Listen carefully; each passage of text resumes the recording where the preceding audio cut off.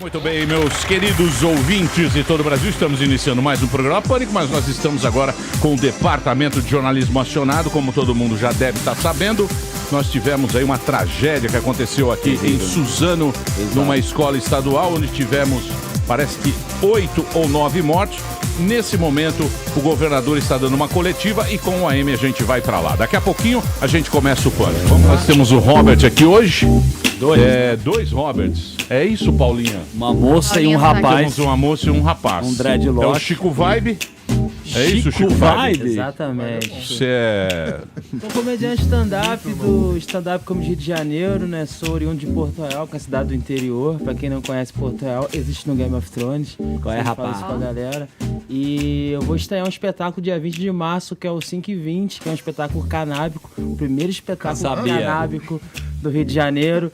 E eu vou ter no meu elenco Heron Scott, Gina Silveira e o convidado especial, nada mais é que o retardado do Paulinho Serra. Não, o Rabin não quis nem gravar o vídeo. Paulinho Não, Serra. Dá pra gravar o vídeo ainda, pô, Rabin. Grande, manda um abração. Humor e maconha. É, humor e maconha e situações canábicas, né? O mundo precisa de mais verde, mais alegria, mais tranquilidade, pô, menos baleamento. Acho que o dia de hoje é um dia muito caótico, mas o verde pode mudar e deslocar o nosso Verde, tempo. meu. Pode ter certeza que o verde não Dá vai uma desviada no caminho, irmão. Não dá, você não foca, pô. Onde é que vai ser? Eu Vai gostei ser do Chico Vibe. É Vai legal ser no você. Gandiala, na Lapa, é um coffee shop moleque. que tem na Rua do Resende. A Lapa todo mundo conhece, é onde o caos impera. Então estaremos lá levando paz, alegria, na Rua do Resende, na Lapa, próxima ali a Mendissá. De arrastar. Então vamos passar mais uma vez o serviço. Vai ser dia... Dia 20 de março, às 21 horas, no Gandiá, na Lapa, está aí o Grupo 5 e 20, o primeiro show canábico do Rio de Janeiro, no elenco, um convidado especial, que é o Paulinho Serra. Paulinho Serra. Que é meu Grande- pai. Outro maconheiro. É isso aí, muito bem. E E uma temos outra também Robert. a Gabriela Zanoni, 24 anos, de Colatina, no Espírito Santo. Colatina, É uma Espírito arquiteta. Santo. Sim, uma little arquiteta, né? Bem novinha, 24 anos. Comecei agora, né, a carreira de arquiteta. E tô aqui em São Paulo para acompanhar a Expo Revestir, né? Que vai ter várias tendências da arquitetura agora. A gente vai ver aí muitos revestimentos bacanas, muitas coisas de louça, né? Muita Então, coisa tamo aí. nova para Nossa. tirar dinheiro dos trouxas. A gente... Não é? tirar dinheiro não. É. A gente quer, na verdade, facilitar a vida do cliente. Não tem que ser rico Aí nem muda uma pobre. cor, Deixar muda a um casa negócio. Uma bonita. dica Claro, tem que boa. deixar a casa para mais tirar bonita. dinheiro da sociedade. Você pede o projeto pro Basicamente arquiteto, é isso, que é cara. caríssimo, você pede um projeto e depois você não paga, você faz Pois por conta é. própria. Aí Isso que é tá. uma O técnica. que eu tenho feito ultimamente? O pessoal, hoje em dia, ninguém Nós sabemos contrata como um é que funciona arquiteto. o arquiteto. Pois é. É assim, Pra é fazer um simples. Vaticano Presta precisou. atenção, presta atenção. Olha o Como é que- esquema, olha o esquema. O esquema é o vamos lá. seguinte, você sabe muito bem o que eu tô falando. Você contrata um projeto. Boa. Isso. Aí você tem que dar um sinal. Isso. É. 30% normalmente. Aí você dá uma entrada e aí só que ele pega 10 obras. Isso. E aí fica aquela coisa que demora muito tempo para ser resolvida. Além... Pois é, aí que está. Estou aqui para falar que eu trabalho com um novo tipo de serviço. Não é novo no mercado, muito arquiteto trabalha com isso, que é a consultoria, que ela pode ser ou presencial ou online. E aí, por exemplo, ninguém contrata um arquiteto para mexer num quarto ou numa sala, porque a gente pensa que todo mundo sabe, né, uma noção de espaço, alguma coisa assim. Então, o que o arquiteto vai lá e faz? Vai lá e dá umas dicas, tenta fazer com que a obra tenha menos custo. Isso é muito importante. E o serviço fica mais em conta, porque isso aí eu faço um 3D, eu faço uma anotação e eu consigo atender meu cliente de Que legal. tranquilamente. Você quer vender seu peixe? Claro. Ela é boa. Qual é o Começando, endereço? Em todos os né? sentidos. Então, o meu escritório fica de home office, é claro, porque por enquanto, né, a gente tem que ficar assim, de boas. E aí eu trabalho online também. Então, por exemplo, pessoal aqui de São Paulo, Rio de Janeiro, Bahia, enfim, onde for, FaceTime. a gente conversa, isso aí. Eu só Endereço. fica na Avenida Não, Moacir. online. Instagram. Online, vamos lá. É o ARQ Gabriela Zanoni, né? ARQ Gabriela Zanoni. Só chamar lá no direct que a gente responde rapidinho. Gabriela Zanoni. Boa. Gabriela Zanoni. Isso. Tem agenda? Zanoni. Eu não Zanoni. sei Zanoni. Já me falaram assim, mas não sei se é porque é Zanoni. italiano, não sei. Zanoni, sei lá. Muito bem. Você é muito linda. Obrigada. Parabéns. Obrigada. Deus fez você arquitetura que me mente. Nossa. Obrigada. Mas é muito interessante o seu trabalho. Gostou né? mesmo? Eu achei. Você tem. Tô falando sério, preciso dar um tapa na minha casa? Ah, ele quer de Você coisa quer de de graça. graça? Ele Eu quer quero. coisa de graça. Você Não quer Você graça, não. aceita permutas? Claro que eu Faço aceito. stories. Nossa, com certeza. certeza, fechou. Eu tenho um esquema com a Marina Se eu puder Manteiga. mandar um beijinho ali. Pode bombar seu Insta. Mandar um beijo pro meu futuro marido, Thiago, tá Ah, me não, ouvindo e trouxa. colatindo. Posso falar? Ninguém contrata ela. Não, mentira. Perdeu a cliente. Perdeu. Quem você convidou, Couve? Muito bem, nós estamos aqui hoje com o Paulo Cruz. O Paulo Cruz, ele e também Ele leciona em escola Felipe, pública, né, o Felipe Moura Brasil. O Felipe Moura Brasil. Nós vamos falar sobre o assunto, claro, desse caso que aconteceu aqui em Suzano, não é? Vamos tocar nesse assunto e vamos falar sobre várias outras coisas no Pânico que está começando agora. E lógico, a central de jornalismo da Jovem Pan, sempre atento, qualquer novidade você vai ficar sabendo aqui, você que está agora com o Pânico em todo o Brasil, na rede Jovem Pan. Muito bem, meus amores, vamos trabalhar. Hoje, presença ilustre neste programa. Temos aqui ele que é professor, ele leciona em escola pública no ensino médio em Guarulhos. Ele também faz palestras nas áreas de filosofia, educação e cultura, bem como em temas relacionados às questões raciais. Ganhou o prêmio Ordem do Mérito Cultural. Temos aqui, senhoras e senhores, Paulo Cruz. E a presença sempre elegante, sempre aquela voz que a gente gosta de ouvir no jornalismo da Jovem Pan, Felipe Moura Brasil, conversando com a gente aqui no Pânico. E é lógico, a gente vai tocar, vai falar nesse caso aí dos adolescentes, no que a gente viu lá, que a gente acordou de manhã já com essa notícia. Ontem foi a Marielle. Sim. E a gente já acordou com essa notícia. Já vou aproveitar e fazer uma pergunta. Uma pergunta de fundo filosófico para o nosso querido professor e para o Felipe Moura Brasil, que é um cara que tem muita coerência, gosto muito de ouvir.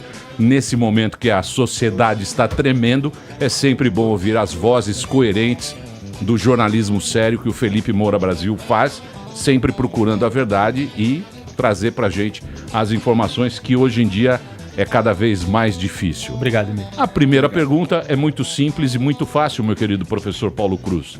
Você que está lá durante as aulas, com seus alunos, agora você tem a audiência da Jovem Pan. A violência é inevitável? Ela faz parte da condição humana? É inevitável. Faz parte da condição humana. Não dá para prescindir da violência em momento algum.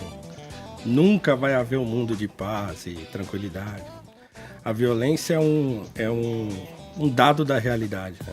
Então não tem como fugir. O que a gente pode fazer é tentar controlar. Obrigado pelo convite, né? Obrigado pela... Tamo junto, Paulo. Muito obrigado. Tô muito honrado de estar aqui. É que Então o Emílio isso. começou logo com a pergunta mais difícil. Pois é, então eu tenho que pensar. Claro, são essas perguntas Achou que você vinha aqui. Porque nesse momento as pessoas sempre elas estão buscando um culpado. Quem seria esse culpado, né? Uns falam, não, são os filmes violentos. Outros falam, não, é o desarmamento, é não sei o quê. Sempre. É o videogame, né? É o videogame. Bullying. É a cultura. O culpado é o ser humano, assim. O ser humano é assim. É falho o ser Nós humano. somos assim, né? Basta estar tudo bem para acontecer alguma coisa, né? Então não é um problema de X, Y ou Z, né? Sempre vai haver um maluco solto, sempre vai haver discordância, sempre vai haver problema na sociedade. Então esse tipo de extravasamento catastrófico é uma coisa do qual a gente também não consegue se livrar. Talvez a gente consiga tutelar isso de uma forma melhor, dependendo de um monte de outros fatores e tal. Mas é a realidade humana, né? A violência é uma realidade humana. Desde criança isso acontece, né? A mãe, como diz o Santo Agostinho, a mãe tira a mamadeira da boca da criança, ela fica doida, uma criança de colo. Sim. Então faz parte, né? É um dado real. E você, Paulo Cruz, tem muita experiência com alunos de escola estadual e tem um projeto também nessa área para fazer com que eles se sintam pertencentes a determinado grupo, porque você acha que alguns podem se sentir muito soltos no mundo e você faz um trabalho assim de cultura e cidadania, é isso? Essa foi uma preocupação minha quando eu me tornei professor. Então, quer dizer, eu venho de outra área, passei 20 anos trabalhando com tecnologia. No meio do caminho eu descobri que meu negócio era com gente, não com máquina. E uma das preocupações fundamentais que eu tive foi exatamente essa. Olha, a gente já não compreende mais o jovem de hoje. Então, quer dizer, o jovem que eu fui há quase 40 anos atrás, ele já não existe mais. Então, quer dizer, a minha geração, ou talvez 2 gerações para frente da minha, é um jovem irreconhecível, né? E, mais do que isso, ele é um jovem que não se sente parte de absolutamente nada. Ele é um átomo solto, sozinho. Então, eu vejo pelos meus alunos, né? Eu dei um curso recentemente num projeto que é mantido pelo ex-dono, porque eles venderam a empresa, da última empresa que eu trabalhei, passei 11 anos nessa empresa, e ele tem um projeto de educação que eles fazem processo seletivo em escolas públicas no 9º ano, e os 5 primeiros colocados ganham uma bolsa de estudos no Colégio Etapa. E ele estava muito preocupado, ele me chamou para a gente almoçar, e numa conversa ele falou: o que está acontecendo com o jovem de hoje? Eu já não reconheço o aluno de 10 anos atrás, né? Dentro do projeto mesmo. Eu falei: olha, o que acontece é o seguinte, o jovem não se sente parte de absolutamente nada. E se ele não se sente... Então, ele joga, por exemplo, lixo no chão, não é só porque ele é porco, porque ele não liga para ecologia. É porque para ele não faz a mínima diferença. Ele não sabe que isso aqui é o Brasil, que ele tá aqui, que ele faz parte disso, e que esse lixo vai parar no bueiro, vai alagar e tal. Ele não tá nem aí. Então eu falei, nós precisamos fazer o quê? Precisamos trazer para esse jovem, botar o pé dele no chão da cultura, né? Mostrar para ele que ele é parte de alguma coisa, que ele tá recebendo um legado que vem de antes dele, porque ele nasce e acha que o mundo começou quando ele nasceu. Não, tem uma história por trás de você, tem um legado que você recebe, e que hoje... O jovem de hoje, em sua maioria, ele já não está preocupado em ou melhorar esse legado que ele recebe, ou pelo menos não estragar. A atitude, em geral, é deletéria mesmo, é destruir. Ele pega o legado e joga no lixo. Eu não quero. Talvez o símbolo mais chocante disso é o jovem receber os livros na escola e na hora que ele sai, ele joga fora. Uhum. Isso é muito comum em escola pública. O jovem sai da escola, no dia seguinte que ele recebe os livros, está tudo cheio de livros no meio-fio, porque eles jogam fora os livros. Então, a preocupação, eu acho que é fundamental, é essa. O jovem não se sente mais parte de... Para ele matar uma pessoa, é a mesma coisa que chupar uma bala. Não tem nenhum tipo de constrangimento, assim. Ele não vai fazer o negócio e amanhã ele vai... Nossa, o que eu fiz e tal. Não tem consciência disso. Não tem consciência, mas porque ele não se sente parte de nada. Ele é um sozinho. Não tem amigo, eles não têm. Tem uma sala, eu dou aula para... 300 jovens. E eu já perguntei várias vezes, vocês não têm amigo? Não, a gente não tem amigo, não. Na cara dura. Mas vocês ficam o dia inteiro... E os churras, e os caras não vão jogar uma sinuca quando acabar. Mas não conta um segredo, por exemplo. Não joga real. Não joga real, não fala do problema. É muito difícil. O doutor Jacó, estava ouvindo aqui na Jovem Pan, que ele falou que a escola faz a baldeação entre a sociedade e a família. Você está lá no meio daquela história. Existe uma comunicação entre você com os pais? Porque para acontecer um caso desse tão trágico, será que não faltou uma comunicação entre a família e a escola? Mas agora você vai ficar buscando. Não, eu tô buscando, lógico, esse é o ser humano, eu quero achar. Porque precisa de uma comunicação. Tem uma comunicação? A reunião de pais e mestres eu acho funciona? Que é uma pergunta anterior. Que família, né? Que esses jovens nem família têm. Então, muitos deles já são famílias desestruturadas. Já estão desestruturados, já não tem. Às vezes o pai não mora, às vezes o pai está preso, às vezes o pai não sei o quê. Então, esse talvez seja o fator principal para que essa geração esteja dessa forma. A ausência da família, eu acho que é aquela presença que existia em épocas anteriores. Pai. Uma ausência daquilo que eu chamo de imaginação moral. Não tem. Não tem, assim, um arcabouço mínimo de moralidade com a qual ele consiga se orientar. Ele já não recebe isso de casa. Então, mas o valor moral você recebe em casa, né? Talvez... Já não mais, né? Você acha que não? Olha... Mas esse negócio que você falou, eu acho, do cara não ter muita identidade, é tecnologia, é a globalização. Isso aí não tem jeito. Você fica solo. Não tem jeito. O cara tá lá, tem a música dele, tem o muito WhatsApp individual dele, tem o grupo Tinder dele. Isso aí não tem jeito. Não tem jeito. Né? Acho que assim, também é uma coisa da qual a gente não pode mais se livrar. Sim. Né? E eu acho que a gente está numa fase de transição entre mergulhar nesse negócio e depois sair do outro lado, ver quem que sobrevive a esse, né, enxame de solidão. Então eu acho que é um momento de transição, assim, que a gente tá... Mas o problema é que não está sendo construído nada para quando a gente atravessar essa fase. Eu acho que essa fase, daqui a pouco, não sei quanto tempo vai demorar, mas uma hora as pessoas vão aprender que ficar o dia inteiro no celular não é uma boa. Então, uma hora elas vão aprender que tem hora para fazer as coisas e tal, tudo bem. Mas o que tem esperando as pessoas do outro lado? Não sei. Porque culturalmente nós não estamos tão bem a ponto de receber um jovem do outro lado dessa turbulência. Falar para ele, não, isso aqui é o Brasil, esse aqui é você, essa aqui é a cultura do teu país, é importante você estudar e tal. É muito difícil. Então, a situação... Mas você não acha que na escola vai muito mais da curiosidade individual das pessoas de querer ser um cara... Eu acho que... Porque a escola é um negócio meio... Você tira a média, né? Sim. Você fala, ó, aqui estamos numa escola, a média é 7. Vamos estudar para ter média 7. Você dá uma... Eu acho que o cara que tá afim, mesmo é aquele mais curioso, o cara que quer aprender, o cara que tá afim. E é difícil você, com, sei lá, com 40 alunos, você manter essa média. Daí surge bullying, surge todas essas coisas quando você coloca um grupo que não é homogêneo, né? Ó, falei bonito. É demais. Grupo homogêneo. É demais. Ô, Emílio, só te lembrando que há um mês atrás a Márcia Sensitiva veio aqui, ela disse que esse ano era um ano regido Não, sem pelo... sensitiva. Não, é verdade, ela falou que esse ano seria um ano de guerra. Sensitiva. Vamos mudar de assunto. É um ano de guerra. Vamos falar aqui do Falar com o professor, professor. pô. Mas você Ele não acha? acredita. Não, a Sensitiva falou que eu sou Não, ela- bissexual. não, ela já não falou foi que muito o ano- legal. Ela Muito falou... mal colocado. Eu, muito mal- sem ela falar da falou que o ano- Sensitiva. Muito mal vai. colocado, muito mal. Já falou que todo libriano. Sentir seu Então. abdômen, viu, Moura? Então, Parabéns. essa... Porque esse negócio da tecnologia, eu acho que a gente não tá entendendo direito, que é uma revolução. A gente já não sabe mais o que é rádio, agora a gente é rádio, TV, internet, não Eu sei tenho o um quê. filho de 14 anos, eu tô vendo isso dentro de casa. Assim. Fico desesperado porque ele não sai de casa. Então, ele tá lá dentro do celular, tá todo mundo lá dentro do celular. Não precisa sair. Só né? sair de casa, né?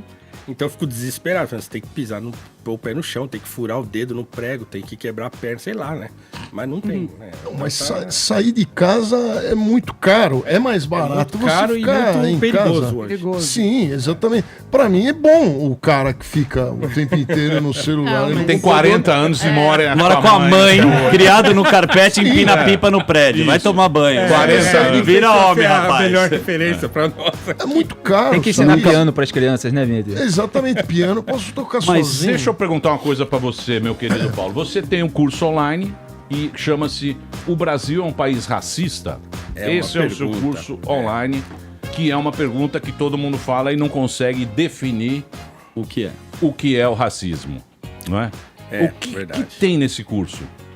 Bom, deixa eu responder a pergunta anterior. Porque Sim, o seguinte, é que ela mandou da sensitiva já. Nem lembro mais. Eu acho que É, você mas tem- é porque ela falou mesmo. Eu acho que você tem razão, mas eu acho que antigamente tinha aquele aluno curioso, aquele aluno que vai atrás e tal, mas o grande contingente era daquele que o pai e a mãe falavam, você vai pra escola e vai estudar. E ele ia pra escola e ele estudava. Hoje já não tem mais. Então a mãe manda o filho pra escola pra se livrar dele, por exemplo. Ou ele vai pra se livrar da mãe. Porque se eu ficar em casa, vou ter que lavar a louça, vou ter que... então vou pra escola. Então ele não vai pra escola pra estudar, ele vai pra escola pra encontrar aquele monte de molecada que tá lá fugindo da mãe. Então não tem mais aquele grupo quase não tem mais aquele grupo de alunos que ia porque o pai e a mãe falam, você vai estudar e se vier com nota vermelha, vou te meter a mão e tal. E o sujeito ia. Então piorou muito por causa disso também, né? Ô, Então, Paulo, posso fazer professor, uma mas perguntinha? professor, mas você não há. Eu, por exemplo, se eu fosse um aluno hoje, eu ia pra escola e ia ficar muito. Sei lá, eu ia ficar muito. Muito Triste. Não, é porque uma escola é uma coisa antiga. Você não é acha? Eu tô- Mas é quadro importante.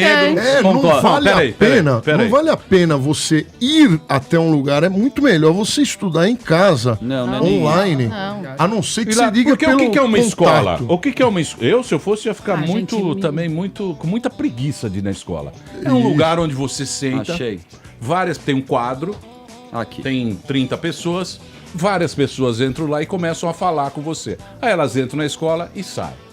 Entra o professor, toca o sinal, aí você come um lanche, aí você tá preso ali, não pode sair, não pode fazer nada. Aí você volta, outro cara vai lá, caga uma regra pra você, você vai embora.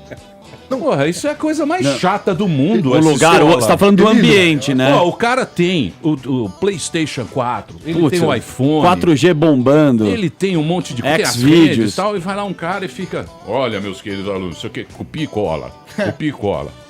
E a Não é escola? chato, mas tem o problema é o seguinte, a gente não tá mais acostumado com rotina.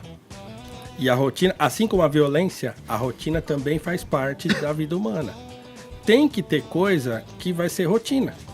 Por que talvez eu abra uma porta que não deveria abrir aqui, mas... Por que os casais casam e separam tão rápido? Porque começa aquele negócio...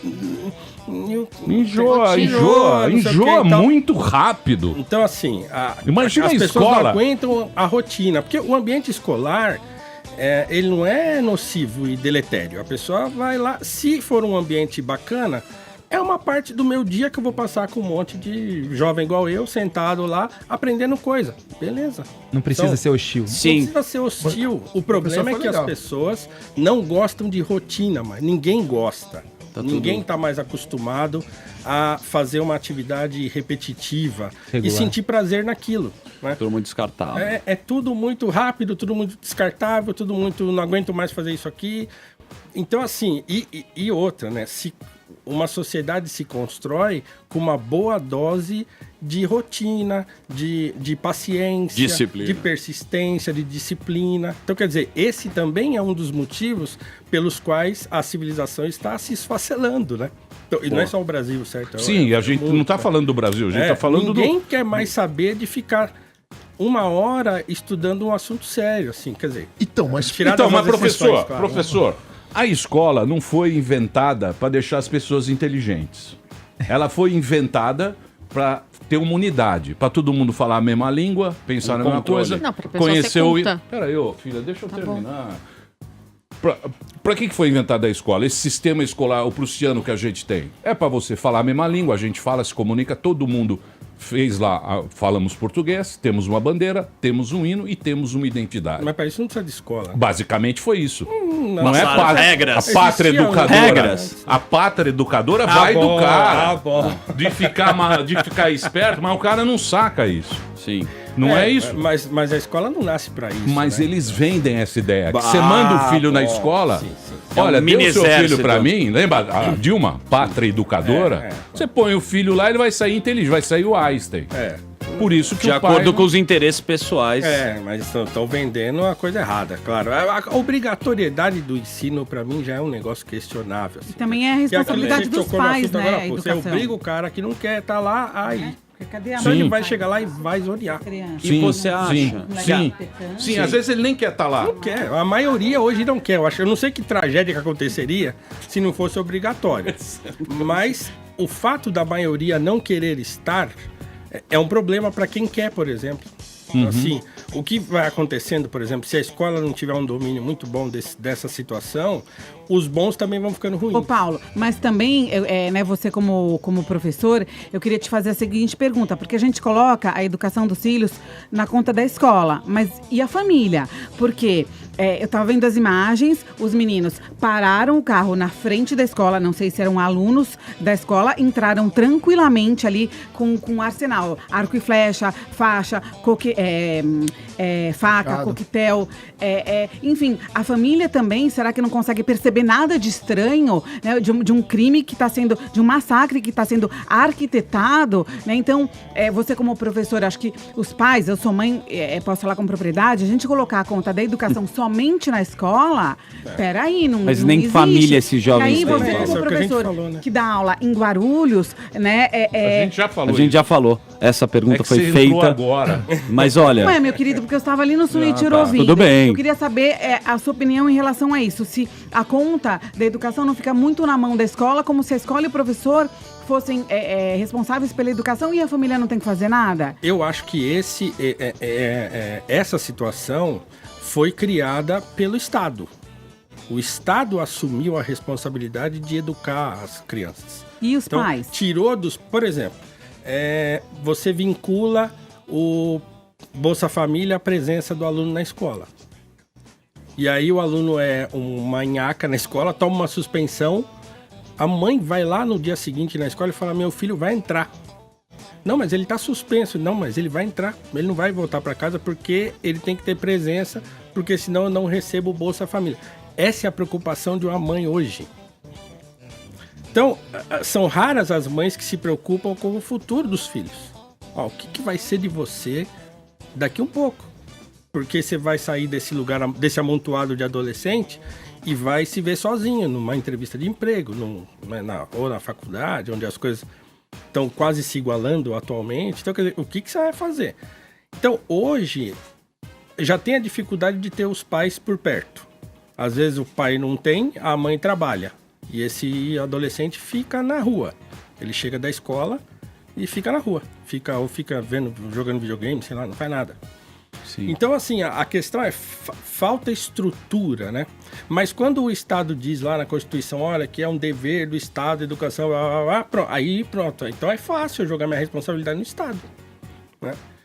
Então as famílias que já quase não existem, é uma sucessão de derrapadas e de erros que tiram a responsabilidade dos pais, aqueles poucos pais que ainda participam da vida dos filhos, e joga para um ente burocrático, que não vai fazer nada. Em relação à segurança, porque o aluno, ele entra na escola com arma, com droga, não existe uma ronda, alguma coisa que possa... Porque é uma judiação, a gente está falando agora em medidas preventivas, em coisas que poderiam ser feitas para evitar essas tragédias. Mas não tem, né, uma segurança. Só um registro, Paulo, que segundo a Polícia Militar, os atiradores desse massacre na escola de Suzano têm entre 20 e 25 anos. Só para os ouvintes não ficarem pensando que eles são adolescentes, já eram adultos. Então, provavelmente eles não eram alunos mais da escola ou eram repetentes, que aquele fica lá eternamente. Que coisa maluca, né? Que negócio terrível, louco, né? Agora, como é que vai evitar, né?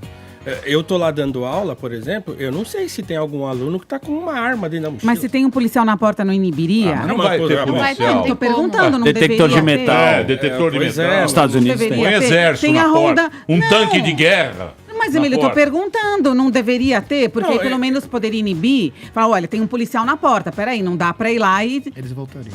O problema é assim, como é que vai pôr um policial na porta de cada escola? Ou ter uma ronda que cubra a totalidade de escolas que existem? Não dá. Um país que já tem problemas de segurança pública e de capacidade de combater o crime. Você se lembra que lá em Realengo, quando a gente esteve lá no Rio de Janeiro, pensaram na época, vamos colocar detetor de arma na entrada do colégio, mas também não foi pra frente, porque acho que no banco tem, né?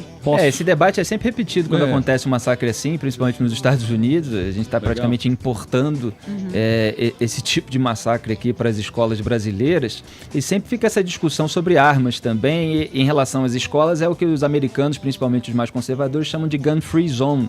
É uma área onde não tem armas, ninguém está armado, ninguém está capacitado para reagir se um eventual maluco, um psicopata ou o que quer que seja, invade uma escola armada. Aí vem esse papo de que vamos colocar uma ronda, vamos colocar detector de metal, vamos colocar professores armados. Donald Trump mesmo chegou a falar isso. E aí vem toda uma histeria do outro lado de pessoas que não querem que haja uma arma por perto nas escolas. Então fica aí um debate que acaba não acontecendo nada e as escolas realmente ficam como ambientes inseguros. Então um maluco que entre armado, ele sai atirando e não tem quem interrompa esse massacre.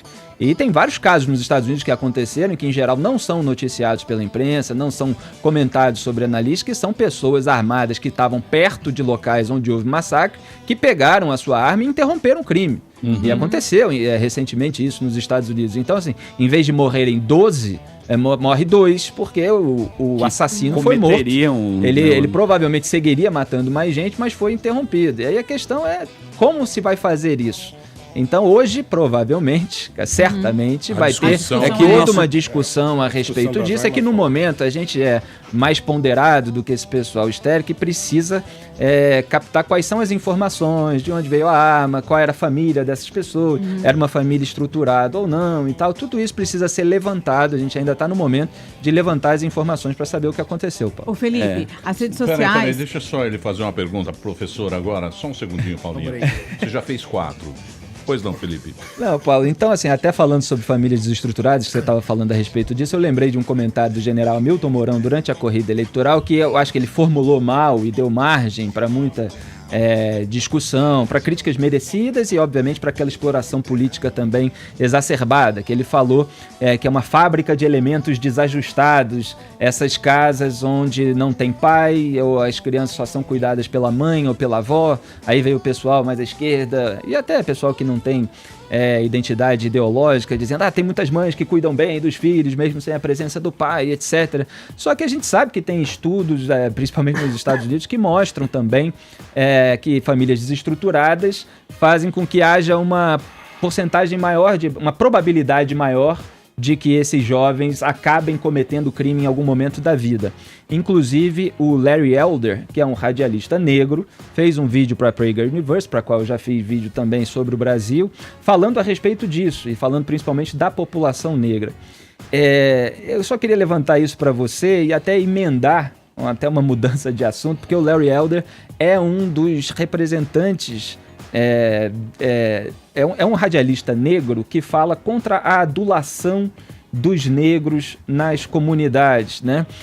E você aqui no Brasil parece ser uma voz solitária fazendo esse tipo de trabalho. Nos Estados Unidos é muito comum no debate público que tenham negros que não adotem essa cartilha da militância mais à esquerda. Então você tem na área intelectual Thomas Sowell, autor de Intelectuais de Sociedade, por exemplo, um grande livro, um dos maiores intelectuais do mundo, que é negro. Você tem o Larry Elder no rádio participando ativamente do debate público diário. Você tem outros que viraram políticos, como o Dr. Ben Carson, o primeiro médico a separar gêmeos siameses.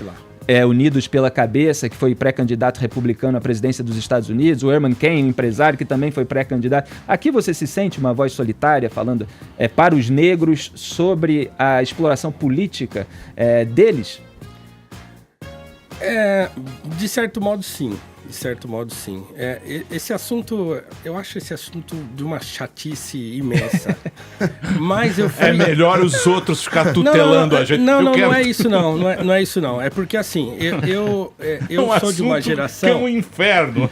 Eu sou de uma geração onde esse problema era um problema que a gente resolvia também dentro de casa. Então, já aproveitando a resposta ao Mourão. Então, quer dizer, uma família desestruturada não é uma família só de mãe. Porque tem mãe que cria muito bem. Meu pai e minha mãe foram criados só pela mãe, por exemplo, né? Então, assim, eu acho que tem um conjunto de coisas aí. Então, a falta do... Por exemplo, nos Estados Unidos, a falta do pai está aliada à ausência da mãe também. Porque a mãe do Ben Carson criou ele sozinho. Exatamente. Né? Então, a falta do pai... Mas aí tem a ausência da mãe também, porque ela trabalha e aí o sujeito fica largado à mercê de gangues, por exemplo. Tem mais de 100 mil membros de gangues em Chicago. Qual é a probabilidade de um jovem negro lá de Chicago ficar sozinho e em meia hora ele ser cooptado por uma gangue? É muito rápido. Né? Aqui é a mesma coisa. Eu tenho 2 sobrinhos com tráfico de drogas dominando as favelas. Entraram pro crime, infelizmente. Tiveram tudo. Né?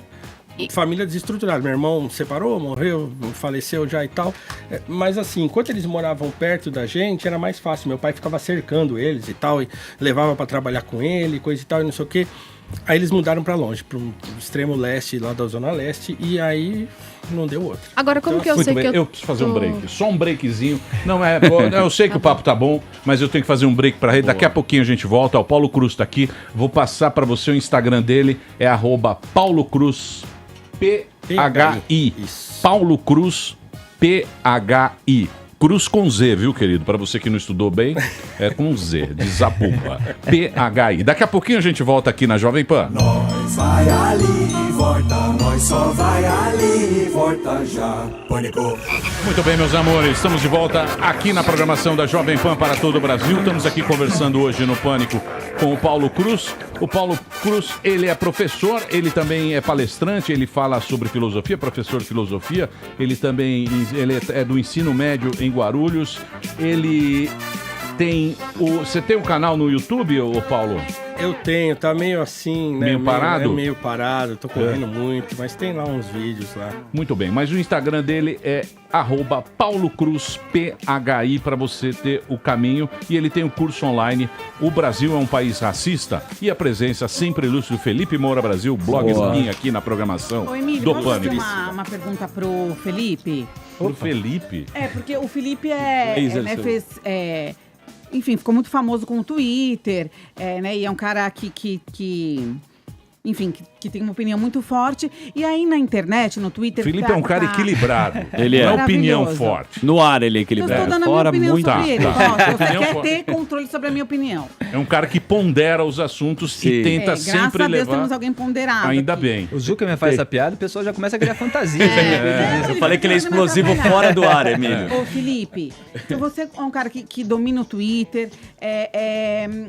No Twitter estão circulando vídeos ali do massacre.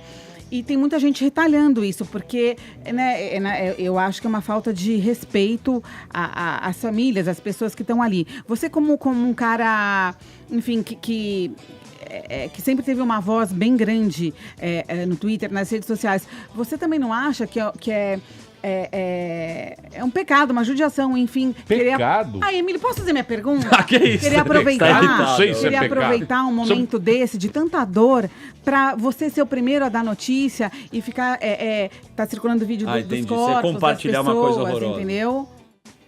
Paulinho, Uma falta de respeito. É o advento da internet, das redes sociais, do próprio compartilhamento de vídeos e imagens pelo WhatsApp, fez com que não houvesse mais um controle sobre esse tipo de imagem imprópria para muita gente, inclusive para os familiares das vítimas, né, nesse momento. É claro que há milhões de outros benefícios que a gente conhece muito bem desses adventos tecnológicos. É que é necessário ter um certo cuidado, nem tudo é para se mostrar, mas é preciso descrever aquilo que aconteceu e talvez divulgar as imagens com um certo cuidado, né? Eu já vi agora emissoras de TV, antes de entrar aqui no estúdio, que estão desfocando, quer dizer, elas mostram um vídeo para mostrar aquela aflição que então, foi, gente, não a correria, toda a gritaria, então coloca o áudio assim, natural, forte, mas desfoca aquelas imagens, porque eu vi esses vídeos, eu já recebi todos eles, então são cadáveres no Terrível. chão, o chão ensanguentado,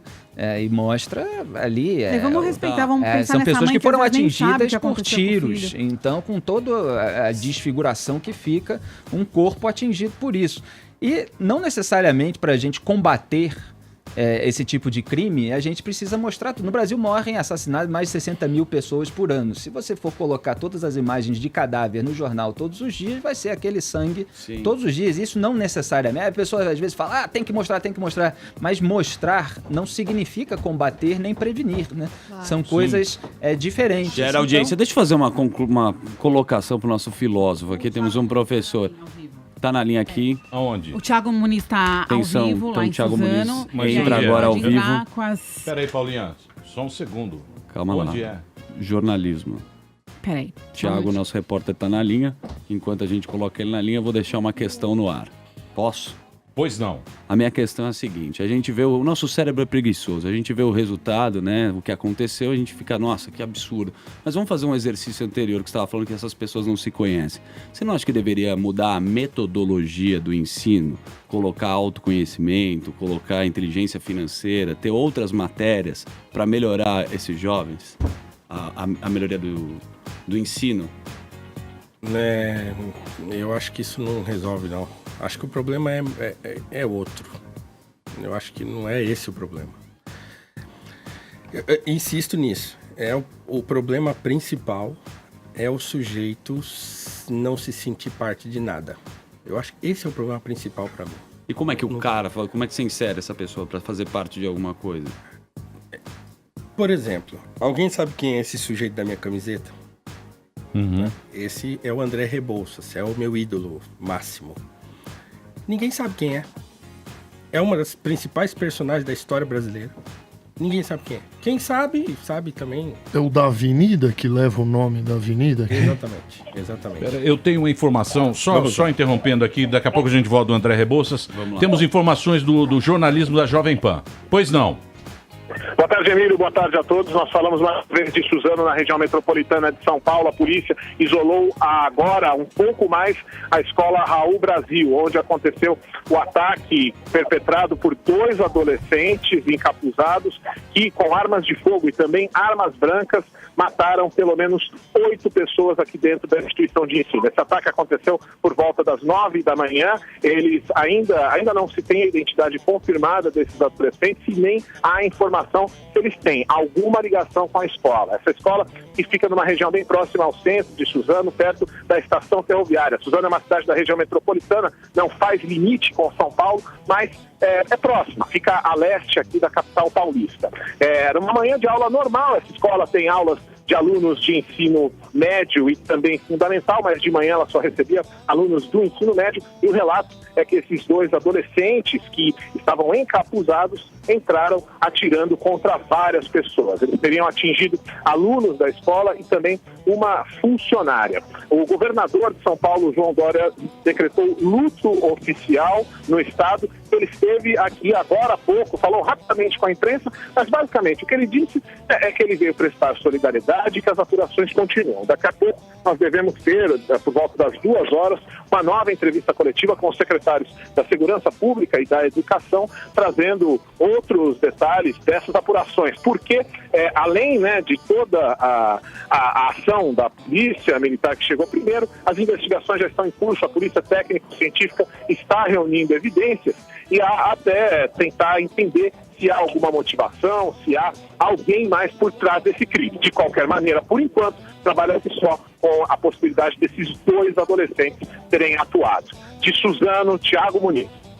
Muito obrigado, Thiago. Qualquer coisa, volte aqui a entrar em contato com a gente, também com o jornalismo da Jovem Pan, esse jornalismo premiado da Jovem Pan. Voltamos aqui com o Paulo Cruz e o Felipe Moura Brasil. A gente estava falando aqui do Rebouças. Ele foi exilado, não foi? Não, ele se autoexilou. Ele foi embora junto com a família imperial, quando a família imperial foi deposta pelo golpe de 1889. Então ele falou, eu não fico aqui. Foi embora, né? Ele foi embora junto e morreu na Ilha da Madeira. Ele caiu de um precipício, se jogou, então ninguém sabe direito. Pelo tom das cartas dele desses últimos anos, ele morreu em 1898, se eu não estou enganado. Ele estava muito deprimido, assim, tal. Ele não quis voltar para o Brasil, oferecer emprego. Ele falou, não quero, não vou compactuar com o que está acontecendo aí, eu vou me manter aqui e tal. E você mencionou outro dia no Twitter a relação dele com a Princesa Isabel. Sim. Em razão do enredo sim. Meio bagunçado da Mangueira, lá no Rio de Janeiro. Eu acho que as questões todas se conectam. Eu vou tentar fazer eu peço licença para tentar fazer um apanhado aqui. Uma aula de história, uma pequena aula de história. Mas uma aula de cultura, assim, e não uma aula, mas uma observação. Eu acho que as coisas todas se conectam. Professor Vila do Gueto. Boa. Sensacional. Essa é boa.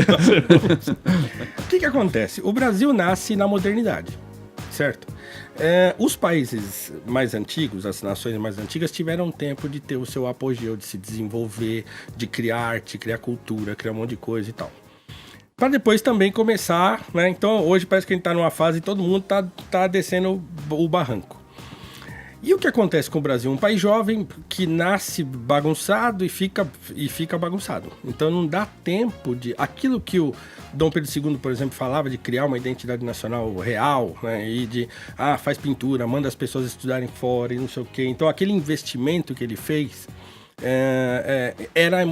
naquele momento era muito importante e teria sido mais importante se tivesse continuado. Sim. Né? Que era criar, assim, o que é ser brasileiro, né? O que é ser brasileiro com todas as contradições que é ser brasileiro, ou ser inglês, ou ser americano, ou ser parte de qualquer lugar. Então, aí, na modernidade também surgem as teorias do ressentimento, todas. Né? E aí, o Brasil não é mais o Brasil, o país que foi, né, colonizado e houve lá uma série de circunstâncias que fez com que o país se tornasse o que é, escravista e coisa e tal, não sei o quê. Não, aí as pessoas já querem eleger o opressor e o oprimido, por exemplo. E aí acabou. Aí não tem mais história. Aí só tem narrativa. E aí as pessoas deixam de querer contar, ou pelo menos relatar as coisas mais ou menos como elas aconteceram e passam a tentar apontar o dedo para um e para outro e tal. E aí resulta, por exemplo, num enredo como esse. Então, quer dizer, para eu falar de um assunto, eu tenho que demonizar o outro. Então, não tá certo isso. O país, como dizia o Gilberto Freire, foi construído sobre antagonismos. Então, é isso que é o Brasil mesmo. Então, foi escravista? Foi, acabou, beleza, vamos seguir, legal. Não. Não, mas tem uma dívida, mas tem não sei o que, que é não sei o que lá. E aí fica nesse, né? Como diz a escritura, o cachorro voltando corre pro próprio vômito. É. Então a coisa não vai para frente. E aí o Brasil está estagnado há pelo menos 50 anos dentro dessa ideia de que o país não é bom porque há uma casta de dominantes e há uma casta de dominados. E essa situação, que ela não deixa de ser real, ela é estanque. E aí tem que... E pior, as pessoas que fomentam esse tipo de narrativa, elas não apresentam nenhum tipo de solução. Porque para essas pessoas importa que a coisa fique bagunçada mesmo. Isso. Porque elas ganham com Porque isso. elas têm interesse elas nisso. Têm dos dois lados. políticos nisso. Então elas ficam... seja lá de que lado for. Então quer dizer, e a sociedade, eu já não sei mais quem foi José Bonifácio. Porque a história das biografias é uma coisa super importante para a formação de uma cultura do país. Quem que formou o país? Quem que foi responsável pela gente chegar onde a gente chegou? As coisas boas e as coisas ruins. Ninguém mais sabe de nada. Nem criança, nem adulto, nem ninguém. Então aí o sujeito faz uma novela, por exemplo, e, sei lá, distorce tudo, né? Ou faz um filme, como agora está a discussão aí de uma série que vai sair sobre o Mauá, e já colocaram lá... Visconde de Mauá? E aí tem um trecho no Twitter, que aí até o príncipe, aí o Luiz Felipe foi lá comentar. Por quê? Porque eles colocaram o Dom Pedro II como um homem escravista, e ele não é, absolutamente, nunca foi. Né? O pai dele já não era escravista, ele nasce... A primeira coisa que ele faz... Ele fez o Banco do Brasil, ele deu uma modernizada na bagaça, né? Sim, mas o próprio Dom Pedro II, a primeira coisa que ele faz quando ele tem consciência de si é libertar os escravos que ele tinha. E ele... mas demorou muito, o último país das Américas... Tudo bem, mas você não sabe o que aconteceu. Não dá pra gente fazer esse julgamento da história severo desse jeito. Eles eram escravistas porque eles demoraram muito para abolir. Não dá, eu não sei. A circunstância era terrível, né? Uhum. E foi terrível por muito tempo. É um país de escravos que tinham escravos. Quer coisa mais louca do que isso? O sujeito começava a trabalhar... O senhor alugava o seu escravo para uma outra fazenda e aí esse escravo recebia uma pequena parte daquilo. Ele juntava uma graninha, tentava comprar sua alforria. Aí ele não conseguia, o que ele fazia? Comprava um escravo. Quando ele juntava 2, 3, ele ia lá no senhor, quer ficar com meus 3 e me dar liberdade? E ele disse, que coisa mais maluca. Era um negócio, era um business, né? Business. Então todo mundo estava enfiado nesse troço. Você nasce dentro disso, então quer dizer, a criança nasce vendo aquilo, negros escravos e brancos, então, né? Outra coisa também, a ideia de que no Brasil era uma casta de senhores de engenho e uma casta de escravos também é ridícula, porque a grande maioria dos senhores de escravo aqui eram um monte de pobretões que tinham 2, 3 escravos que trabalhavam junto com ele. O sujeito andava descalço igual os escravos que ele tinha. Às vezes ele comia menos porque o escravo precisava comer melhor, porque precisava trabalhar mais. Um monte de confusão. E aí em vez da gente sentar e falar, vamos dar uma organizada na história brasileira, vamos estimular as crianças, os jovens a aprenderem o que é o nosso país. Não, mas a história é narrativa. Cada um conta e interpreta de uma maneira. Eu acho que esse tipo de observação já vem de quem quer deturpar do jeito dele. Porque, veja, eu não tenho nenhum motivo para duvidar de quem não tem nenhum motivo para mentir. Mas esse negócio tá lá, é um ensinamento que a gente tira lá das Crônicas de Nárnia, quando acontece, a menininha descobre Nárnia, quando ela volta, os irmãos falam que ela tá maluca, eles vão conversar com o professor pergunta, peraí, o que tá acontecendo? Não, ela tá louca, ela tá mentindo, ela disse que encontrou um outro país, uma outra terra chamada Nárnia, não sei o quê. Tá, mas ela já mentiu alguma vez? Não, ela nunca mentiu. Ué, qual é o motivo que vocês têm pra duvidar de alguém que nunca mentiu? Então, por que eu tenho que duvidar do, sei lá, Francisco Adolfo de Varnhagen, que escreveu uma história do Brasil lá não sei da onde, e chamar da visão do colonizador e pronto, acabou. Que motivo esse sujeito tinha de manipular? Tá, é uma observação pessoal, mas baseada em documento, baseada em um monte de coisa que o sujeito ficou sabendo e escreveu. Nós vamos ter de julgar de alguma maneira aquilo que ele escreveu? De certo modo, sim. Mas não pode simplesmente dizer assim, não. como já fizeram comigo. Eu cheguei todo empolgado com uma professora amiga minha de história. Falei, olha só que coisa linda isso aqui. Aí li um trecho de Camões pra ela. E quase chorei lendo Camões pra ela. Quando eu terminei, ela olhou pra minha cara e falou assim... Ah, mas essa é a visão do conquistador. Todo professor fala essa porcaria hoje. Quer dizer, se descartam documentos, se descartam relatos da época, porque eles não se encaixam na narrativa atual. Entendeu? Então, quer dizer, nós estamos todos perdidos nesse tipo de disputa de narrativa em relação à história. Precisava detratar a família imperial para falar que o Chico da Matilde foi importante? Não precisava. Poderia ter feito um carro alegórico, por exemplo, com todo mundo de braço dado. Princesa Isabel, o escravo Luiz Gama, Rebouças, Patrocínio, falando, ó, a abolição no Brasil foi um conjunto de forças, dos quais participaram todos. Né? Foi um movimento popular gigantesco, tomou proporções gigantescas a partir de 1880 e que tomou as ruas. Mas a família imperial participou disso. Ó. A princesa Isabel sustentava quilombos, escondia escravos fugitivos no palácio. Era aí que ele chegava, você defendeu a figura dela que tentaram desconstruir. Pois é, então assim, qual é o sentido? Pra que eu faço um troço desse? Entende? Ah, porque se não tiver o oprimido e o opressor, não tem graça na coisa. Aí eu já não domino essa situação. Então, entendeu? esse conceito de opressor e oprimido, ele tá desde dentro da família, porque na família o pai é o opressor. Por isso que ele pregam por aí que a família também é um troço qualquer nota. Então, isso vai desde a família até as relações de trabalho, as relações na escola, tudo.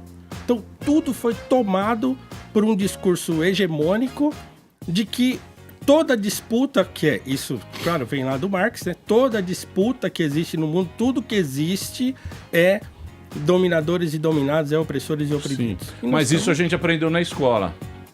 Pois é, a porque gente os aprendeu isso também são formados assim. Exatamente. Então você pergunta para um professor hoje, como também já fiz essa pergunta, escuta, me fala aí uma história do Brasil para eu ler que eu quero saber o que aconteceu. A pessoa me indicou o livro do Caio Prado Júnior e só esse, ela não sabia mais nenhum outro.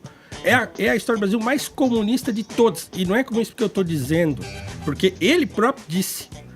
O Jorge Caldeira já fez esse estudo e já encontrou documentos onde o Caio Prado Júnior fala, eu vou escrever uma história do Brasil comunista. É a única que os professores conhecem. E aí, como é que fica? Então, mas pro cara chegar a essa conclusão, ele tem que ser curioso, ir no Google, ler 3, 4, 5 livros e dar um puta de um trabalho, professor. Porque o resumão é incrível.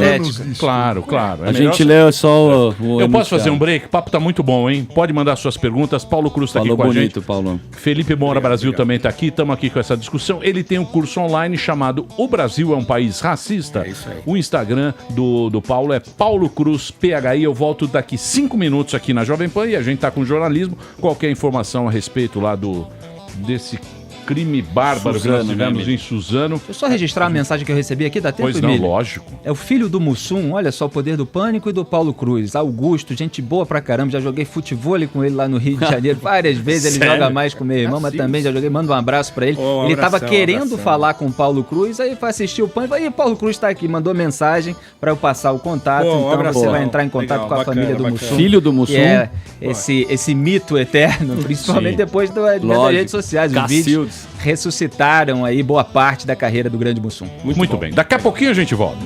Vai ali, volta, nós só vai ali, volta já. Pânico. Muito bem, meus amores, estamos de volta aqui na programação da Jovem Pan. Hoje, presença ilustre nesse programa. Estamos aqui com o Paulo Cruz. O Paulo Cruz, ele é professor, ele também faz palestras nas áreas de filosofia, educação e cultura. Ele ganhou o prêmio Ordem do Mérito Cultural, tem o seu curso online, O Brasil é um País Racista, e ele tem o Instagram, Paulo Cruz PHI, está aqui conversando com a gente. Estamos aqui com o nosso querido Felipe Moura Brasil também, do Pingos nos Is, aqui da Jovem Pan, e sempre trazendo aqui a sua categoria jornalística nesse programa. Segundo o professor aqui, o nosso grande problema, as tretas que acontecem, é que nós somos burros e não sabemos da importância que foi o Rebouças, o Zé do Patrocínio, Nós não conhecemos a nossa O Machado história, de Assis, a gente não conhece a não história. conseguem ler o Machado hoje. Sim, mas ninguém consegue mais ler. dificílimo. Mas também é complicado. É longo, né? Não dá. Eu li também aos li. 14 anos, Sim, deu um trabalho violento. Mas tive que ajoelhar muito no milho pra ler o Machado de Assis. O meu pai sempre falava pra mim assim, quando ele percebeu que eu tava começando a me interessar, o primeiro livro que eu li na vida foi o Dom Casmurro. Já tarde, já tinha acho que 15 anos na época. Mas me chamou a atenção. Pediram na escola, eu tentei ler vários, não consegui. Esse eu falei, quero saber o que aconteceu, né? Traiu, não sei o quê. Quando meu pai percebeu porque meu pai falava de livros quase o tempo todo, né? Uma boa biblioteca tem que ter isso, tem que ter aquilo. Um negócio que ele aprendeu com o primeiro patrão dele no Sesc, que ele trabalhou quando era adolescente, também no primeiro emprego dele. Então ele sempre falava de livros. Tem que ter Alexandre Aliás, Dumas. uma história parecida com a do Ben Carson, né? Cuja mãe, que era analfabeta, mas trabalhava na casa de alguém que tinha livros e tal, acabou incentivando ele na a ler verdade, também. o meu pai, ele, no primeiro emprego que ele teve, que foi nesse Sesc, ele conheceu um italiano lá, que era um bom vivant, cantor lírico, poeta, não sei o quê. Então ele ensinou meu pai, e meu pai aprendeu isso, né? O que é bom na vida e tal. Então ele passava isso pra frente. E, por exemplo, ele fala, a primeira vez que eu fui jantar com a sua mãe, quando eu a conheci e tal, eu pedi uma lasanha verde, eu não sabia nem o que era. O Galvanese, que era o chefe dele, falou, eu pedi, não sabia o que era, mas sabia que era bom. Então ele, quando percebeu que eu tava lendo e gostando e tal, ele falava pra mim assim sempre, você tem que ler esse livro aqui. Vinha com um livrão dessa grossura assim, O Egípcio, do Mika Waltari. Eu falava, eu não vou ler isso aí nunca. Primeiro que o livro é velho e eu vou sair na rua com isso aí debaixo do braço. Meu pai, ele era um advogado, né? Ele também veio do nada e, bom, chegou a ter um escritório próprio e tal. E ele sempre falava isso. Então eu falava, não vou ler esse livro. Não, você tem que ler, porque você vai ler 2 páginas e você não vai conseguir parar mais. Até que um dia ele me convenceu, e aí eu era office boy do meu pai. Então pegava o envelopinho, correria. O livro, correria. E eu não parei mais de ler. E aí tinha 2 palavras, me lembro até hoje. Por conseguinte e não obstante. Toda hora aparecia essas palavras. Meu Deus, mas o que significa isso, né? Mas eu fui atrás. Nunca mais esqueci isso. Eu tinha 14, 15 anos. Nunca mais esqueci esse negócio. Dá trabalho, é aquilo que eu falei, dá trabalho, você tem que ter paciência, tem que pegar o dicionário, entende? O problema é que nós não temos mais estímulo nenhum, né? E por quê? Porque nós estamos patinando na mesma discussão em relação a opressores e oprimidos, a discussão racial é a mesma, é a mesmíssima que essa. Então assim, eu não quero saber do Rebouças porque ele era chapa branca, já ouvi isso, de militante do movimento negro. Rebouças já era chapa branca, quase que eu falo um palavrão, eu que não tenho costume de falar palavrão. Quase falei pro sujeito, porque não tem o mínimo sentido isso, né? O Rebouças, ele foi o maior dos abolicionistas, não porque eu tô dizendo, mas porque o Nabuco diz isso. A descrição que o Joaquim Nabuco faz do Rebouças, no Minha Formação, que é a sua autobiografia... Altamente recomendável, um livro sensacional. Eu choro toda vez que leio. Quando eu leio a Minha Formação do Joaquim Nabuco, o Nabuco falando do Rebouças. Quando eu leio, por exemplo, as cartas, tem um volume de cartas do Nabuco e tem as cartas para o Rebouças, eu choro quando leio aquilo. Eu falo aqui, já começo a me emocionar. Porque o sujeito foi um gigante que agiu nos bastidores. O Nabuco fala tudo que tinha de esforço no abolicionismo vinha da cabeça do Rebouças. Ele era uma máquina de pensar as coisas, né? Tinha projeto de reforma agrária. Era engenheiro, né? Ele era engenheiro, era astrônomo, falava um monte de idioma. Uma coisa impressionante, né? Que vem de uma família já cujo esforço pessoal de seu pai leva eles a uma estatura, né, melhor do que o próprio pai teve e tal. Mas o pai também veio do nada, né? Que arruma um emprego num tabelião e aprende tudo de lei dentro desse tabelião e consegue licença para advogar. Né? Se tornou um rabo lá. E, né, o pai dele ainda falava que ele era o fiador dos brasileiros. Depois ele se torna político, coisa e tal. Então o Rebouças nasce já numa família que vem, né, de netos de escravos e tal. O avô dele era um português casado com uma escrava liberta. Então a história da família Rebouças é muito interessante do ponto de vista histórico para entender o Brasil, né? Como é que uma família de negros, dentro do período escravista, consegue o destaque que conseguiu. Rebouças foi sócio do Barão de Mauá, né? Teve uma importância fundamental, assim, ele resolveu o problema de abastecimento de água no Rio de Janeiro. O seu irmão construiu aquela ferrovia famosa lá, Paranaguá, Curitiba. Então, assim, eles têm uma relevância histórica gigantesca, que, inclusive, serve de modelo para aquele jovenzinho que está na periferia, que estão falando para ele que ele não vai conseguir, porque ele é pobre, porque ele é preto, porque a violência tá lá, porque não sei o quê, e que ele não vai conseguir. Porque não dá, porque os poderosos não deixam, porque os rentistas não deixam, porque não sei quem não deixa. E aí o sujeito começa a se ver como impossibilitado, né? Eu venho de uma família incapaz. Eu venho de uma família assim, meu pai, se me permitem esticar um pouco, meu pai bebia muito até ter os primeiros 3 filhos. Eu sou o último que nasci 10 anos depois. Então, são 4 homens. E aí meu pai e minha mãe assim, não quero morar a vida inteira de aluguel não, hein? Vamos dar um jeito aí nesse negócio, hein? Meu pai tomava uma garrafa de pinga durante a noite lendo. Chama casamento isso. Chama casamento. Isso aí você bebe pra cacete. Só mudou da pinga pra vodka. E chama comer 1 quilo de sal junto. Isso. Ô, Paulo. Pera, deixa eu... Então, só pra terminar, o que acontece é o seguinte. Aí meu pai se deu conta de que ele precisava fazer alguma coisa mesmo. Porque, minha mãe tá no meu pé e tal. E tá bom, eu vou precisar melhorar o meu salário. Para melhorar o meu salário, eu tenho que, talvez, melhorar de cargo. Para eu melhorar de cargo, eu preciso estudar. Para eu estudar, eu tenho que parar de beber, porque não vai dar certo bebendo, então eu vou parar de beber. Ele para de beber, vai no médico, o médico fala, beleza, então para.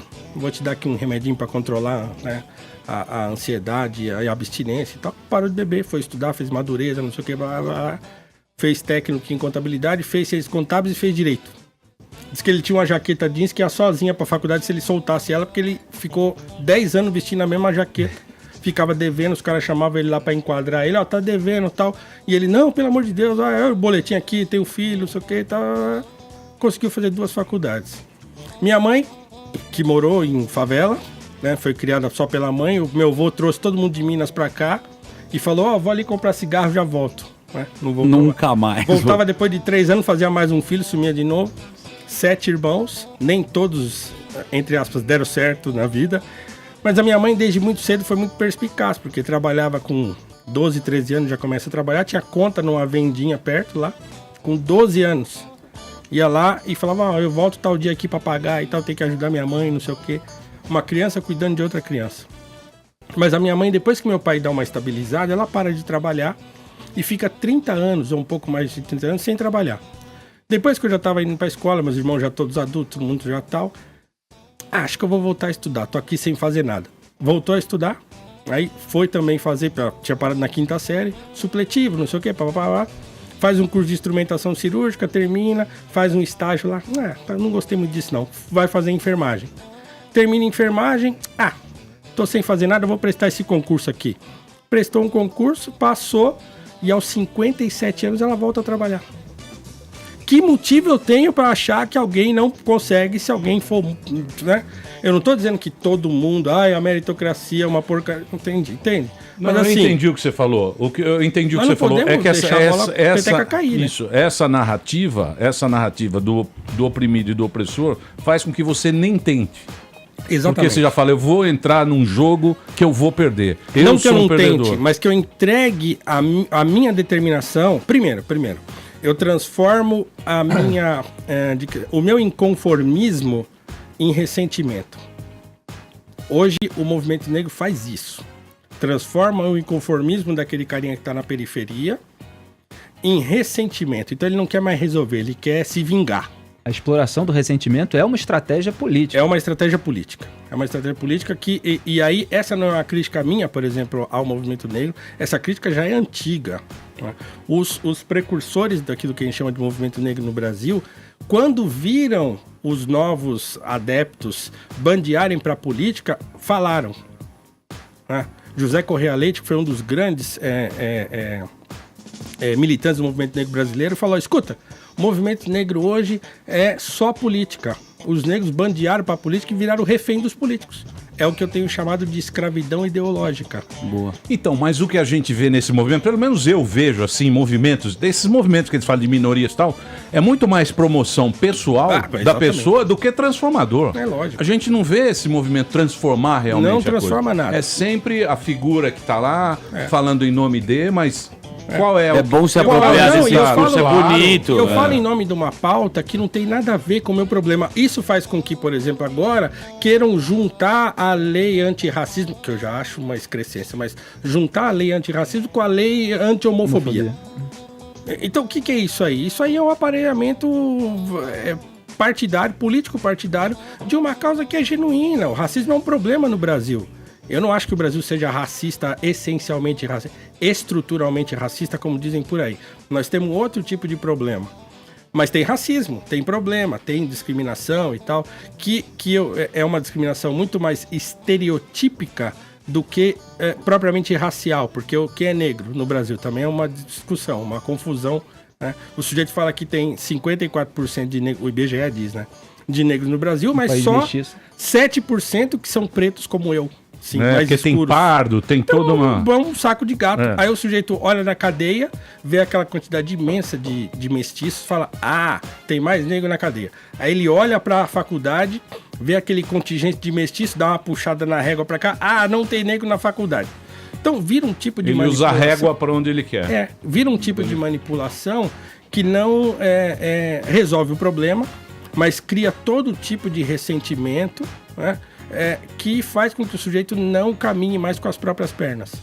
E não há outro jeito, não tem jeito de você sair da situação que você está para uma outra melhor se você não pegar a sua, levantar a bunda da cadeira, protagonista e sair andando.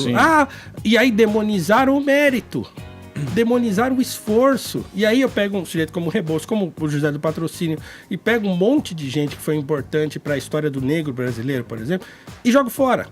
Porque essas pessoas não eram manada, não tinha pensamento coletivista, não pensavam que a causa dos oprimidos, não sei o quê, entende? E aí todo mundo sai perdendo. Todo mundo sai perdendo, inclusive e principalmente aquele jovem da periferia que não tem mais a mãe por perto, que não tem mais o pai por perto, mas que ele poderia encontrar essas referências na escola, por exemplo. Ou nele mesmo. Nisso a escola também é importante. Ou nele mesmo, né? Ele vai pro crime, né? Cotas, você é contra a favor. Como diz o Mano Brown, ele se espelha em quem tá mais perto. Isso aí. Ele cai no crime porque é o que tá pertinho dele. Professor, acho que eu vou voltar pro estúdio médio. Eu gostei do professor. Eu podia fazer só mais uma pergunta. Pode só fazer pra aula de Paulo Cruz. Mais uma, que eu preciso encerrar. Porque assim, hoje, né, infelizmente com essa tragédia, tá voltando à tona a discussão sobre a liberação das armas. Puta, eu queria saber qual é o seu posicionamento. Não, é por quê? Porque estão atribuindo, estão colocando na conta do Bolsonaro esse massacre. E, na verdade, uma coisa não tem absolutamente nada a ver com a outra. Acho Mas que é disso nesse que a gente momento tá falando a gente aqui. não pode usar como palanque. Não, só para terminar, queria saber a opinião do Paulo sobre as armas. Eu tenho um lema que é o lema da minha coluna. Eu sou colunista do jornal Gazeta do Povo. Escrevo semanalmente lá, inclusive esses assuntos todos que eu estou tratando aqui, eu tenho uma sequência de 6 artigos sobre educação, inclusive, que eu tento trazer à baila esse problema da educação brasileira e oferecer algum tipo de encaminhamento e tal. O lema do meu blog é: a liberdade é um direito radical. Radical. Ela tem consequência, a liberdade tem consequência. Então, quando o negro, por exemplo, se vê liberto e no momento seguinte quer entregar sua liberdade para alguém, cuida de mim aqui e tal, já era. Então é radical. O filme Manderley, do Lars von Trier, é isso que tá lá. Então, o sujeito tá liberto, mas ele fica... eu não sei o que fazer. Aí eu preciso entregar para alguém, porque eu não consigo dar conta da minha vida. Então, acho que a liberdade é um direito radical, inclusive a liberdade de autodefesa. Então, liberdade de expressão, a liberdade de expressão, de opinião. De opinião e de você, inclusive, fazer a sua própria vida melhorar da melhor maneira que você conseguir. Então, tudo passa pela educação. Então, essa educação para autonomia, se é que a gente pode chamar assim, também podia ser um componente tratado na escola, tocando um pouco no assunto que você tocou. Então, E a gente ensina isso ensinando essas pessoas, essas coisas, Dando essas valor, situações, conhecimento, dando valor. repertório. Aí o cara, ele pode ser protagonista da própria. E Paulo, você é chamado de traidor? Porque Sou. você às vezes... Capitão do Mato. Eu Capitão vejo do até- Mato. exatamente. Que é uma coisa completamente maluca, né? Porque, veja, primeiro que eu não sei a situação. O capitão era uma situação difícil. Então, às vezes, o próprio sujeito se sentia mal com aquilo. Então, tá bom, tudo bem. Quer rotular, tá beleza. O problema é que eu tô fazendo meu trabalho quieto.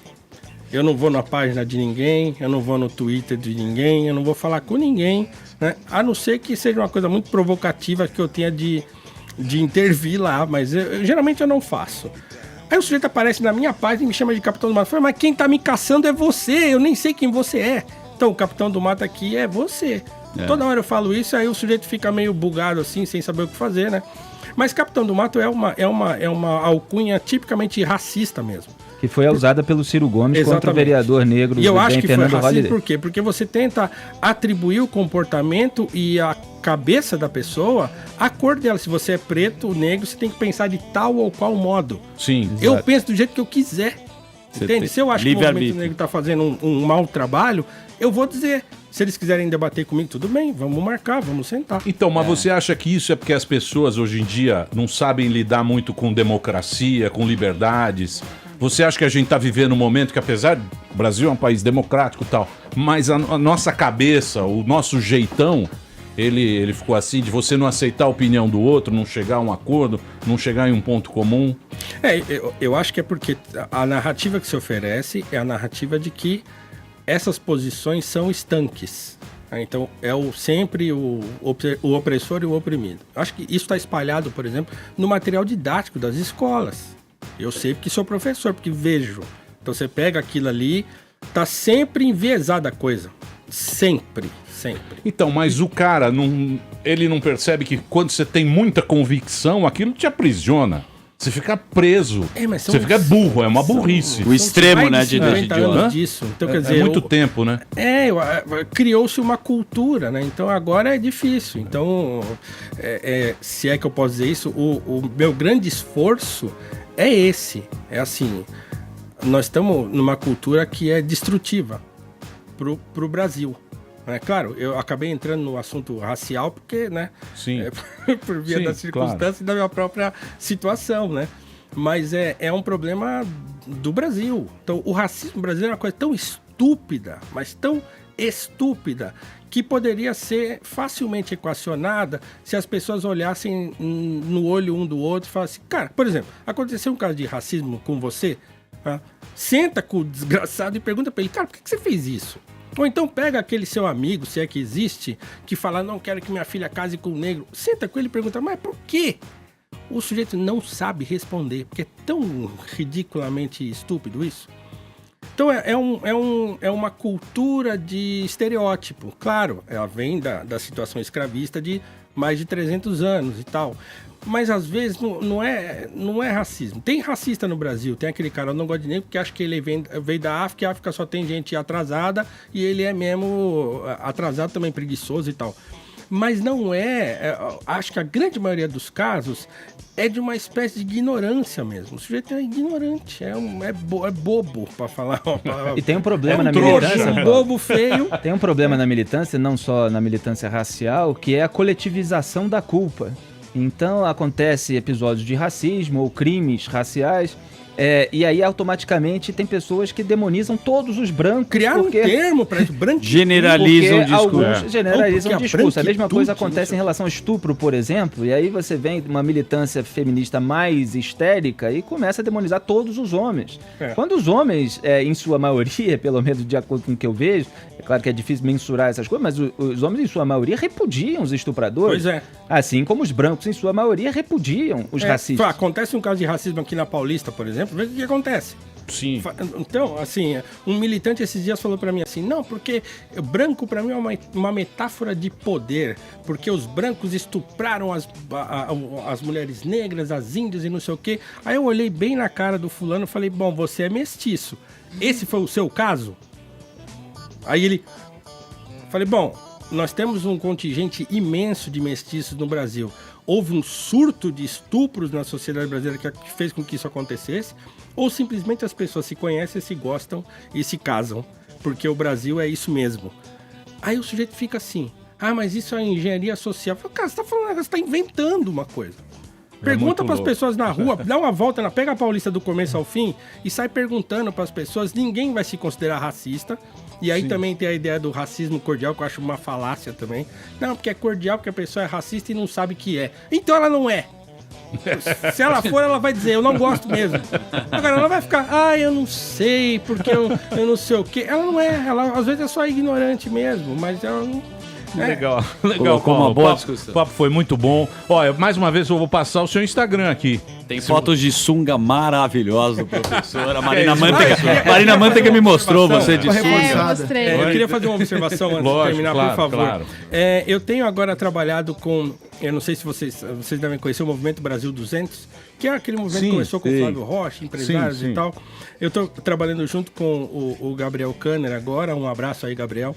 Sobrinho porque eu tenho o sobrinho do Flávio Rocha. Belo bíceps. Porque eu quero fazer um projeto de educação. Ainda não sabemos muito bem o que nós vamos fazer, mas o Brasil 200 tem uma grande atuação na política, de política pública e coisa e tal.